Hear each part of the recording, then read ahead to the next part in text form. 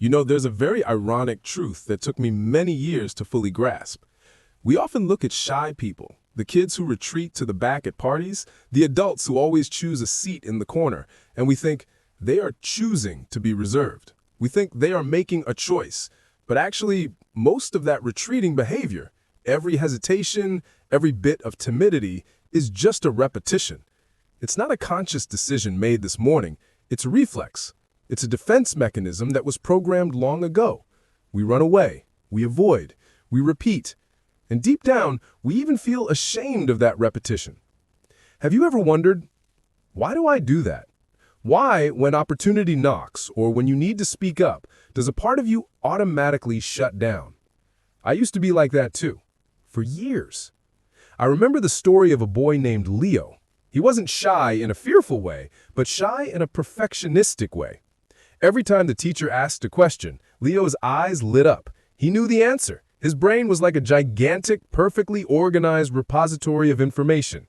But then, when the teacher called his name, a short circuit happened. His mouth went dry, his heart rate accelerated. Instead of speaking, he stammered, I'm not sure. Afterward, when the teacher moved to another student and the correct answer was given, Leo felt a sharp prick of a needle in his self-esteem. The pain wasn't because he didn't know, but because he didn't dare to let others know that he knew. He rushed home, blamed himself, and silently decided, next time, it's safer to be quiet.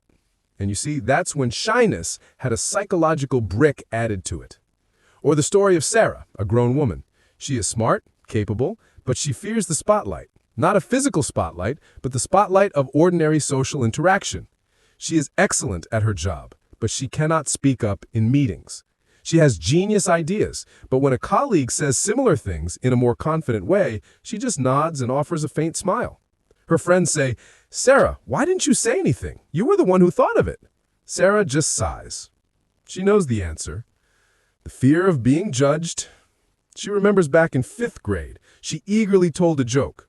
No one laughed. They even looked at her with confusion. That feeling of rejection, of being misunderstood, it didn't disappear.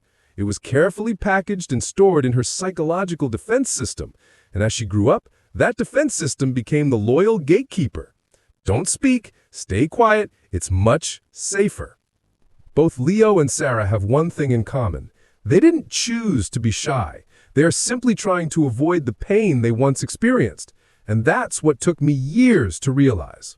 Imagine your brain is like a loyal guard dog. Its name is the amygdala. Its job is to protect you from any danger. Bears, tigers, or being embarrassed in front of a crowd. To this dog, social rejection is no less dangerous than a hungry tiger. When you are a child, the world is a big, chaotic place. Every negative emotion, a frown, a critique, a feeling of being left out, is dangerous data that this guard dog memorizes. It creates a fear-drawn map. The time you spoke, you were laughed at? Mark it. Speaking equals danger. The time you tried to make friends, you were pushed away? Mark it. Approaching equals danger.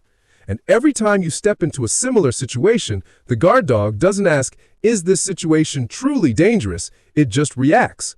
Thank goodness, this data matches. Immediately activate defense mode. This is when shyness appears. It is not a character flaw. It is an outdated survival strategy, activated automatically. The shy child does not lack courage. The shy child just has an oversensitive warning system. It overreacts. It predicts disaster. It wants to protect you from the painful feeling you once felt, even if that pain is no longer present. This is a huge misunderstanding in human behavioral psychology. Shyness is not a lack of self-confidence. It is often an excess awareness of what could go wrong, accompanied by an extreme fear when it happens. I want you to pause for a moment. Remember the last time you reacted impulsively, or automatically took a step back and later regretted it. Maybe it was not raising your hand in a meeting. Maybe it was declining a social invitation because you feared the awkwardness. What did you feel then? Was it a hot flash, a slight shortness of breath, and a small authoritative voice in your head whispering, "Don't do it, you'll fail"? Walk yourself through that feeling with empathy. You are not broken. You are only human, and your brain is just trying to protect you. It's a blind loyalty.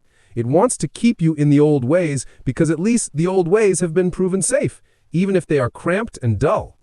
The shy person is often caught between two opposing forces, the pushing force, an intense desire to connect, to be seen.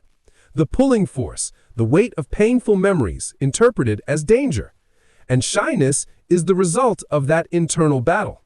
That is why we repeat self-limiting behaviors. We avoid, we run away, we make our world smaller and smaller because the smaller it is, the better the guard dog feels it's doing its job. And here's a profound truth, one that brought me a breaking moment of realization. You are not really afraid of judgment. You were just afraid of losing the feeling of safety that hiding once provided. Hiding, though lonely, is a form of safety. It guarantees that you won't be hurt in the same old way. It's a bad deal, but it is a deal. When you dare to step out, you are not just facing the outside world, you are facing the promise of the old pain. The shy person needs to understand the cost of safety is loneliness, but the cost of connection is temporary insecurity.